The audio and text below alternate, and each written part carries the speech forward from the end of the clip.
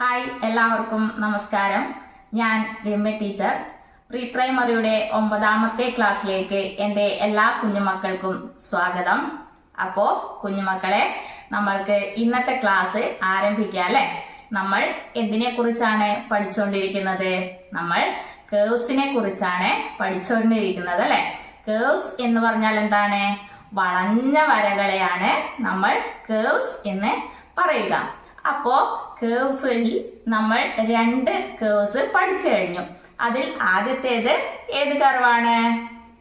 എന്റെ കുഞ്ഞുമക്കൾക്ക് ഓർമ്മയുണ്ടോ? ആദ്യത്തെ കർവിന്റെ പേരാണ് റൈറ്റ് ഓപ്പൺ കർവ്. രണ്ടാമത്തെ കർവിന്റെ പേരാണ് ലെഫ്റ്റ് ഓപ്പൺ കർവ്. അപ്പോ നമ്മൾക്ക് ഇന്ന് കർവ് പഠിക്കണം അല്ലെ. അപ്പോ ഇന്ന് നമ്മൾ പഠിക്കാൻ പോണ കേവിന്റെ പേര് ടീച്ചർ ആദ്യം എന്റെ കുഞ്ഞുമക്കൾക്ക് പറഞ്ഞു തരാം കേട്ടോ. നമ്മൾ ഇന്ന് പഠിക്കാൻ പോണ കേവിന്റെ പേരാണ് അപ്വേർഡ് ഓപ്പൺ കർവ്. എന്താണ്? Upward open curve. ഒന്ന് എന്റെ കുഞ്ഞുമക്കൾ എല്ലാവരും പറഞ്ഞേ, നമ്മൾ ഇന്ന് പഠിക്കാൻ പോണ കേവിന്റെ പേരെന്താണ്? Upward open curve.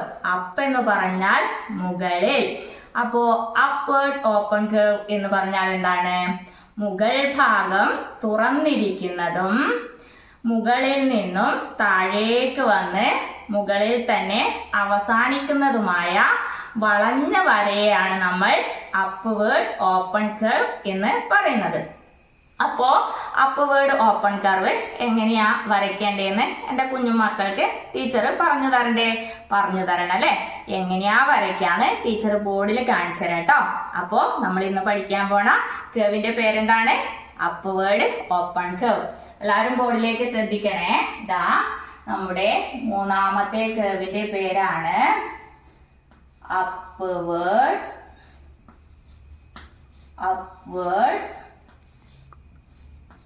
ഓപ്പൺ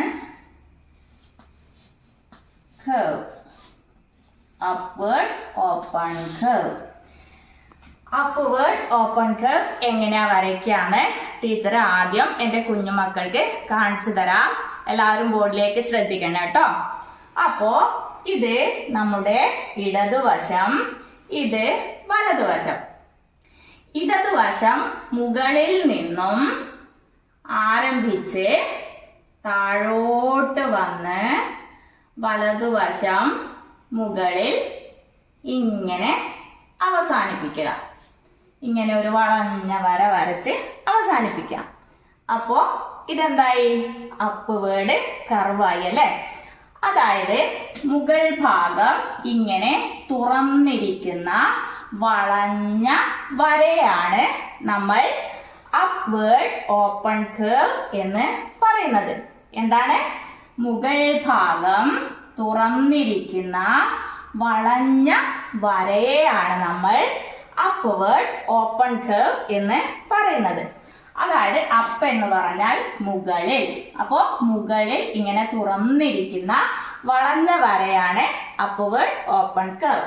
അപ്പൊ എന്റെ കുഞ്ഞുമക്കൾക്ക് മനസ്സിലായോ? ടീച്ചറെ ഒന്നുകൂടി പറഞ്ഞുതരാം. എല്ലാവരും ശ്രദ്ധിച്ചു നോക്കിക്കോ. ഇത് നമ്മുടെ ഇടതുവശം, ഇത് വലതുവശം. ഇടതുവശത്തു നിന്നും ആരംഭിച്ച് താഴേക്ക് ഇങ്ങനെ വളഞ്ഞ ഒരു വര വരച്ച് വലതുവശം മുകളിൽ ഇങ്ങനെ അവസാനിപ്പിക്കാം. അപ്പോ ഇതേത് കർവായി? അപ്വേർഡ് കർവായി. അതായത് മുകളിൽ തുറന്നിരിക്കുന്ന വളഞ്ഞ വരയാണ് നമ്മൾ അപ്വേർഡ് ഓപ്പൺ കർവ് എന്ന് പറയുന്നത്. അപ്പോ അപ്വേർഡ് ഓപ്പൺ കർവ് എങ്ങനെയാ വരയ്ക്കാന്ന് എന്റെ കുഞ്ഞുമക്കൾക്ക് മനസ്സിലായോ? മനസ്സിലായി അല്ലേ? എങ്ങനെയാ? ദാ മുകളിൽ നിന്നും തുടങ്ങി താഴേക്ക് വന്ന് മുകളിൽ തന്നെ അവസാനിപ്പിക്കാം. അപ്പോ ഇതെന്തായി? Upward open curve. അപ്പോ എന്റെ കുഞ്ഞുമക്കൾ എല്ലാവരും ഈ കർവിന്റെ പേര് പറഞ്ഞുകൊണ്ട് വരയ്ക്കുക കേട്ടോ. എന്താണ്?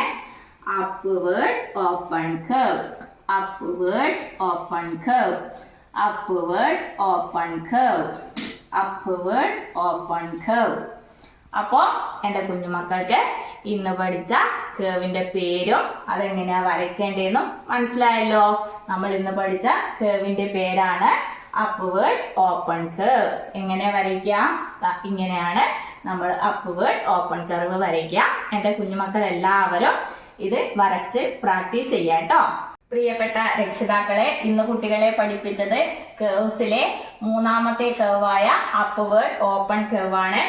അപ്വേർഡ് ഓപ്പൺ കേവ് കുട്ടികൾക്ക് പ്രാക്ടീസ് ചെയ്യിപ്പിക്കുക.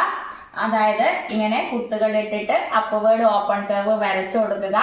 എന്നിട്ട് അതിനു മുകളിലൂടെ കുട്ടികളെ കൊണ്ട് ഇങ്ങനെ വരയിപ്പിക്കുക. പ്രത്യേകം ശ്രദ്ധിക്കുക.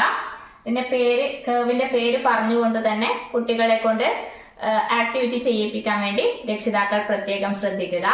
അപ്പോ കുഞ്ഞുമക്കളെ, നമ്മൾക്ക് ഇന്നത്തെ ക്ലാസ് ഇവിടെ അവസാനിപ്പിക്കാം. അടുത്ത ക്ലാസ്സിൽ അടുത്ത കേവ് പരിചയപ്പെടാം. അതുവരേക്കും ടാറ്റാ.